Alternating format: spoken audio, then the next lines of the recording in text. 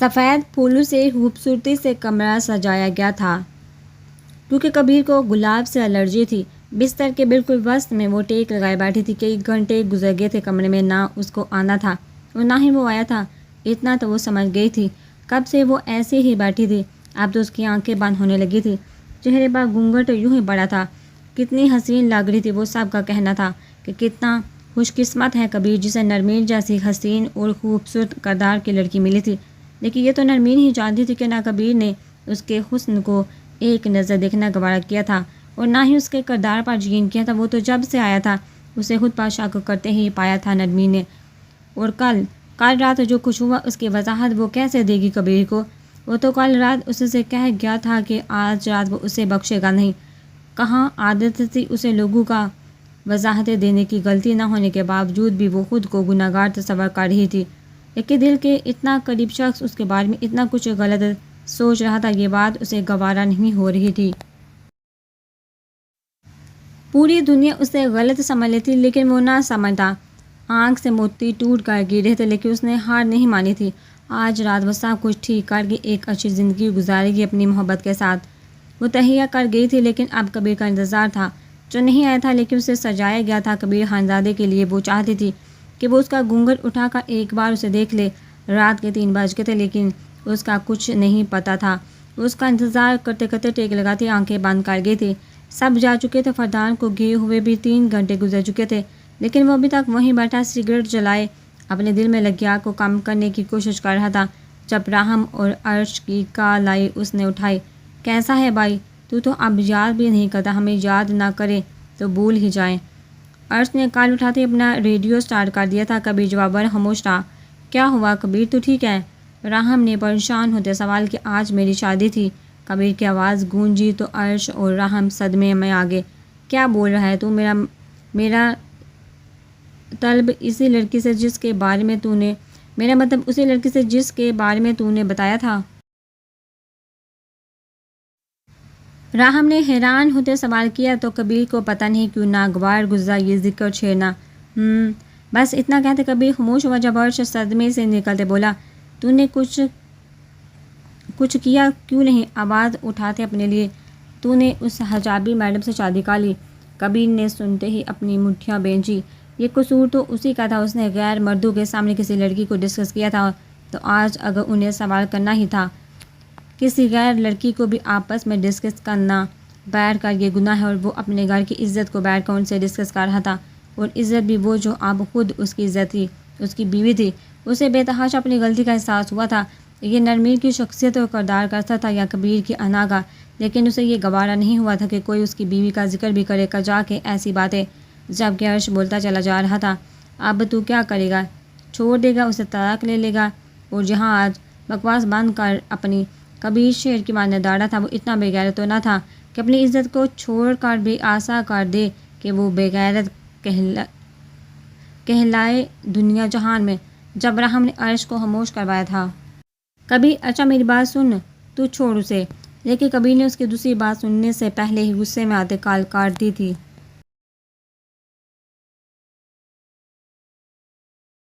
اس کا غصہ مزید بڑھ گیا تھا۔ اس نے گھڑی میں وقت دیکھا جو رات کے 3:30 بجا رہی تھے۔ وہ اٹھ کھڑا ہوا تھا اور اپنے کمرے کی طرف قدم بڑھائے تھے۔ اس نے کمرے میں قدم رکھا۔ کمرے میں ڈیم لائٹس آن ہی پورا کمرہ خوبصورتی سے سجایا گیا تھا۔ سامنے وہ بستر سے ٹیک لگائے شاید نئی یقینیں سو چکی تھی جو کبیر بالکل پسند آیا تھا۔ اس نے دروازہ لاک کرتے قدم اندر کی طرف بڑھائے تھے۔ کلا اور شال تو وہ آلریڈی اتار چکا تھا، اب شیروانی بھی اتار کے ایک سائڈ پر رکھتے اس نے کمرے کا ٹمپریچر بڑھایا تھا۔ سفید کرتے میں وہ چاندنی کی طرح چمک رہا تھا۔ بال جیل سے سیٹ ہوئے تھے، ہلکی داڑھی اور سرد تاثرات، وہ یقیناً بہت شاندار پرسنالٹی کا مالک تھا۔ اس نے ریموٹ اٹھاتے کمرے میں لگے جھومر کی لائٹس آن کی تھی جس نے کمرے کو اور بھی بے تحاشا حسین بنایا تھا، جو بستر کے بالکل وسط میں لگا ہوا تھا اور بالکل اس کے نیچے نرمین بیٹھی تھی۔ یہ اس نے نرمین کو اٹھانے کی غرض سے کیا تھا جس کے چہرے پر پہلے ہی گھونگھٹ تھا، تو اس پر کچھ خاص فرق نہ پڑا کہ دیکھتے کبیر کے ماتھے پر 3 بال پڑے۔ اس کا انتظار کیے بغیر کیوں سو رہی تھی؟ یہ بات اسے ناگوار گزر رہی تھی بے حد۔ سائڈ ٹیبل سے گلاس اٹھاتے اس نے زور سے واپس رکھا تھا جب نرمین ہڑبڑائی اٹھی اور اس کے منہ سے ہلکی سی چیخ برآمد ہوئی اور اس کو اڑ کر بیٹھتے دیکھ کبیر کو سکون ملا۔ لگتا ہے کافی نیند آئی ہے آپ کو، تو ایسا کریں آپ سو جائیے، میں بعد میں آ جاؤں گا۔ کبیر نے طنز کیا تھا جس پر وہ ہڑبڑائی تھی۔ نہیں، ہم جاگ رہے تھے، پتہ نہیں کیسے آنکھ لگ گئی ہماری، ہمیں معاف کر دے۔ اس نے اس کے غصے سے ڈرتے فوراً معذرت کی تھی۔ کل رات کے بعد سے وہ بہت ڈر گئے تھے کبیر سے، اس کے غصے سے۔ حالانکہ اس کی غلطی تو نہ تھی، وہ تو پچھلے 5 گھنٹوں سے اس قدر باڑی جوڑے میں بیٹھی اس کا انتظار کر رہی تھی۔ کبیر نے اس کا نرم لہجہ اور ڈری ہوئی آواز سنی تو اعصاب ڈھیلے کیے۔ تم نے چینج کیوں نہیں کیا ابھی تک؟ وہ میں آپ کا انتظار کر رہی تھی، وہ بولی اور صحیح سے بیٹھنے لگی کہ گھونگھٹ سرکا تو اس نے ٹھیک کیا اور چوڑیوں کی گونج پورے کمرے میں گونج کر حسین سر بنا گئی۔ جب کبیر کے ہاتھ آستین موڑتے ہوئے اس کی چوڑیوں کا ارتعاش سنتے تھمے، لیکن وہ خود پر ضبط کر گیا۔ تمہیں لگتا ہے تمہارا یہ حسین چہرہ دیکھنے کے لیے میں مرا جا رہا ہوں؟ وہ بائیں طرف کی طنزیہ مسکراہٹ چہرے پر سجاتا بائیں آبرو بھی سوالیہ اٹھا گیا۔ یہ چہرہ جو تم گھر میں چھپاتی پھرتی ہو اور باہر کی دنیا کو دکھاتی پھرتی ہو، اس چہرے میں مجھے کوئی انٹرسٹ نہیں ہے۔ وہ طنز کے دل مارتے اس کے دل کو چھلنی کر گیا تھا۔ نرمین کی آنکھ سے آنسو ٹوٹ کر گرا تھا، جبکہ کبیر کے دل نے شدت سے اس چہرے کو دیکھنے کی چاہ کی تھی جس کے فقط آنکھیں ہی اس کے راتوں کی نیندیں اڑائے ہوئے تھی۔ ایسی کوئی بات نہیں، ہم ایسے نہیں ہیں جیسا آپ ہمیں سمجھ رہے ہیں، وہ روتی اٹکتی ہوئی بولی تھی۔ ہم جانتے بھی نہیں کہ زرغام تمہاری ہمت کیسے اس کا نام اپنی زبان سے لینے کی۔ وہ اپنی صفائی دینے کی غرض سے بولی تھی جب وہ داڑتے ہوئے پھولوں کی لڑیاں نوچتے ہوئے بولا۔ نرمین بے تحاشا ڈرتے پیچھے کھسکی تھی۔ وہ ایک گھنٹا بستر پر گڑے اس کی طرف جھکا وہ ایک گھٹنا بستر پر گڑے اس کی طرف جھکا تو وہ ڈر کر اور پیچھے ہوئی۔ اگر آئندہ تمہارے اس منہ سے میں نے اس شخص کا نام سنا تو اس کی موت تو طے ہے، لیکن تمہیں بھی میں اسی کمرے میں زندہ گاڑ دوں گا۔ اس کی کڑی باتیں سرد آواز میں بولا تھا کہ نرمین کو اس کی آواز سے بھی دہشت ہوئی تھی۔ ہماری ایک بار پوری بات سن لیں پلیز۔ وہ ہچکیوں سے روتی ہوئی ہمت کر کے پھر سے بولی تھی۔ اس کی سسکیاں سنتے کبیر نے خود پر قابو کیا اور وہیں اس کے پاس بیٹھ گیا۔ مجھے تمہاری لو سٹوری سننے میں کوئی دلچسپی نہیں ہے۔ چلو ایسا کرتے ہیں، پہلے تمہارا یہ گھونگھٹ اٹھا لیتے ہیں، میں بھی تو دیکھوں جس چہرے پر وہ مٹ رہا ہے، آخر کیا اس میں ایسا؟ اس نے طنزیہ انداز میں کہتے اس کا گھونگھٹ اٹھانا شروع کیا تھا جس میں سب سے پہلے اس کی چمکتی تھوڑی دیکھی تھی، جس کے بالکل درمیان میں کالا سیاہ تیل جگمگا رہا تھا۔ اسے بے تحاشا خوبصورت لگا تھا۔ پھر اس کی نتلی کے موتی جو اس کے کامتے ہونٹوں کو چھو رہے تھے، جس کی وجہ سے وہ موتی ہل رہے تھے اور اس منظر کو خوبصورت بنا رہے تھے۔ اس کی تو یہی بس ہو گئی تھی۔ وہ لال انہاری پنکھڑیاں بے تحاشا حسین تھی۔ اس کا گھونگھٹ وہی روکتے انہیں تکنے لگا جب نرمین نے پھر سے سسکی لی۔ اس کے لب ہلے، کبیر کو ہوش میں لائے، پھر ایک جھٹکے میں اس نے اس کا گھونگھٹ پلٹ دیا اور جب دیکھا تو ساکت رہ گیا۔ ماتھے پر باڑی چولی کی خوبصورت مانگ پٹی ٹکائے جس کے موتی اس کی چمکتی پیشانی کو چھپائے ہوئے تھے اور آنکھیں جھکی تھی جن کا وہ اسیر ہونے لگا تھا۔ وہ گال جو میک اپ کے باعث لال تھے یا اس کے خوبصورت نین نقوش کا ہی ایک حسین حصہ تھے، اسے پتہ نہ چلے، لیکن اس کے پھولے گلابی گال اسے بے حد پیارے لگے تھے اور وہ ہونٹ خوبصورتی سے تراشے گئے اناری رنگ میں رنگے تھے اور پھر یہ کالا سیاہ تل جو شان سے اس کی تھوڑی پر بیٹھا تھا، وہ تو خوبصورتی کا شاہکار تھی۔ کبیر خانزادہ جس کا غرور تھا کہ اس کے جیسا پرکشش انسان کون ہو سکتا ہے، اسے آج اپنا آپ نرمین خانزادہ کے سامنے کچھ بھی نہ لگا تھا۔ وہ تو کوئی معصوم سی پڑی تھی، کوئی شہزادی جو اس جہاں کی تو نہیں لگی تھی اسے۔ وہ یک تک بنا پل کے جھپکائے اسے دیکھ رہا تھا۔ اس کے دل نے خواہش کی تھی کہ ایک بار، صرف ایک بار وہ پلکوں کا بار اٹھائے، وہ اسے ایک نظر اس کی حسین آنکھوں کو دیکھ لے۔ کبیر نے اپنی آنکھوں میں ہما لیے اس کی تھوڑی کے نیچے انگلی رکھی تھی اور اس کا جھکا چہرہ اٹھایا تھا۔ جب نرمین نے پلکوں کا بار اٹھاتے اس کی آنکھوں میں دیکھا تھا اور کبیر وہیں تھمتے سانس روک گیا تھا۔ وہ سانس روکتے اس کی آنکھوں کو دیکھ رہا تھا۔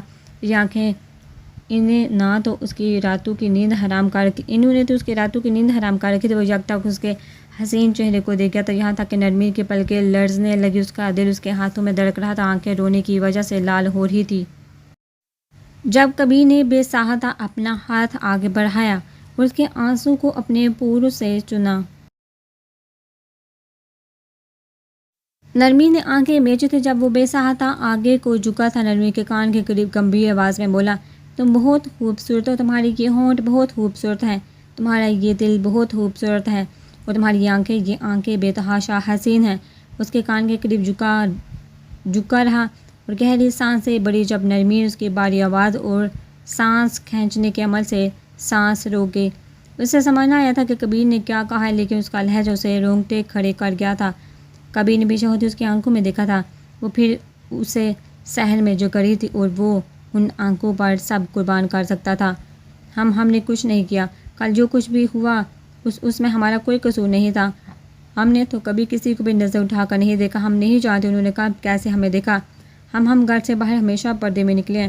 ہم ایسی لڑکی نہیں ہیں جیسا آپ ہمیں سمجھ رہے ہیں. وہ روتے ایک ایک لفظ ٹھہر کر کہتے اس کی آنکھوں میں دیکھتی کہہ گئی تھی، جو اسے خاموشی سے سانس روکے سن رہا تھا. کبیر کا دل نرمین کے آنسو اس کی معصومیت پر ایمان لے آیا تھا. وہ ساکت سا ان بہتے ہوئے موتیوں کو دیکھ رہا تھا. جب کبیر نے اپنا ہاتھ آگے بڑھاتے اس کے آنسو صاف کیے تھے، نرمین خاموشی سے اسے دیکھ کر گئی تھی. وہ چاہت سے بھرپور ہنسے مر تھا. وہ جو ہریکائی سی گہری آنکھوں سے اسی کو دیکھ رہا تھا. وہ ایک ہاتھ سے اپنا چہرہ تھام رکھا تھا. جب اس کے کان میں زرگام کی آواز گونجی، میں زرگام خانزادہ آج آپ سے اقرار کرنے آیا ہوں کہ میں آپ سے بہت بہت محبت کرتا ہوں. کبیر ہوش کی دنیا میں واپس آیا تھا. جب سے میں نے آپ کا چہرہ دیکھا ہے اس کے بعد سے کچھ دکھائی نہیں دیا مجھے. ہر رات یہ چہرہ میری آنکھوں کے سامنے آیا. ہر دن میں نے یہ چہرہ سوچتے شروع کیا ہے. اس نے نرمین کا چہرہ دیکھتے اپنا ہاتھ اس کے چہرے سے ہٹا دیا. نرمین خانزادہ، زرگام خانزادہ مر جائے گا آپ کے بغیر. ہاتھ کی مٹھیاں بینتے وہ فوراً سے پیچھے ہوا اور اپنے ہاتھوں سے ماتھے سے بالوں کو پیچھے کیا تھا. زرگام خانزادہ کی باتیں، اس کے الفاظ وہ نہیں بھول رہے تھے اسے. وہ کیسے بلا سکے گا. زرگام خانزادہ نے اس کی بیوی سے محبت کا اظہار کیا تھا، لیکن اس لڑکی کے آنسو کیوں اس کا دل ماننے کو تیار نہ تھا کہ اس میں نرمین کا کوئی قصور ہے، کیونکہ آخر نرمین کے آنسو کبیر کے دل پر منہ بن کر گر رہے تھے. وہ واقعی ہونے کے تھا. اس نے سائڈ ٹیبل سے گلاس اٹھاتے زمین پر پھینکا تھا. جب نرمین نے منہ پر ہاتھ رکھتے اپنی چیخ کا گلا گھونٹا تھا، کبیر نے اس کی طرف نظریں اٹھائی تھی. ہری آنکھیں غصے سے لال ہو جایا کرتی تھی جن سے نرمین کو خوف آیا تھا. کبیر نے اس کا بازو پکڑ اسے بستر سے نیچے اتارتے کھڑا کیا تھا. نرمین اپنا بھاری لہنگا سنبھالتی اس کے سینے سے آ لگی. تم نرمین کبیر خانزادہ ہو. آج کے بعد اس سوچ پر، اس چہرے پر، ان سانسوں پر اور تمہاری وجود پر صرف میرا اختیار ہوگا. اپنے دماغ سے یہ چیز کو فراموش کر دو. بس اتنا یاد رکھو کہ تمہارا نام کا حوالہ اب میرے نام کے ساتھ دیا جائے گا، اور کبیر خانزادہ اپنی عزت پر بات برداشت نہیں کرے گا. وہ شک مجھے تمہارے سے 100 قدم دور بھی برداشت نہیں ہے، اس لیے خیال رکھنا یہ تمہارے لیے ہی اچھا ہوگا.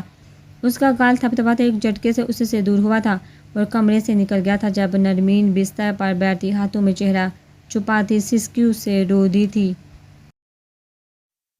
اس نے تو کبھی کسی کا دل نہیں دکھایا تھا، کبھی کسی کی دل آزاری نہیں کی تھی، تو پھر کیوں اس کے ساتھ ایسا ہو رہا تھا. وہ خاموشی سے آنسو بہا رہی تھی. نہ کوئی شکوہ نہ کوئی گلہ. وہ خاموش ہو گئی تھی اور پھر سے اللہ سے اپنے لیے صرف صبر مانگا تھا. اسے پتہ تھا یہ دن برے ہیں، ساری زندگی نہیں، اور جو اللہ اس کی محبت کو اس کی دعاؤں کے ذریعے اس کی زندگی میں شامل داخل کر سکتا ہے تو وہ پھر اس کی زندگی میں خوشیاں بھی واپس لا سکتا ہے. بے شک وہ ہر چیز پر قادر ہے. نرمین نے اٹھتے وقت دیکھا تھا کہ تہجد کا وقت تھا. اللہ کی لاڈلی عبادت تھی. وہ اٹھتے چینجنگ روم میں گئی تھی. چینج کرتے گلابی رنگ کا سادہ سوٹ پہنے وہ وضو کے لیے گئی تھی، اور پھر جائے نماز بچھاتے وہ اللہ کے روبرو حاضر ہوئی. دعا کے لیے ہاتھ اٹھاتے اس کی آنکھوں سے آنسو کی برسات ہوئی. وہ خاموشی سے آنسو بہاتی تھی، لیکن پھر خاموش ہوتے اس نے الحمدللہ کہا تھا، جیسے اس نے اللہ سے رو رو کا مانگا تھا. آج وہ اس کا نصیب بن گیا تھا. جب اللہ نے اسے ملا دیا تو آگے کے راستے بھی وہ دکھا دے گا. اللہ دیکھتا ہے جب ہم سجدے میں تڑپتے ہیں. اللہ دیکھتا ہے جب ہم دعا کے لیے ہاتھ اٹھاتے خاموش ہو جاتے ہیں. اللہ دیکھ رہا ہوتا ہے جب ہم صبر کرتے کرتے بھی تھک جاتے ہیں. اللہ کو ہر اس لمحے کی خبر ہے جب ہم بے بس ہو کر خاموش ہو جاتے ہیں.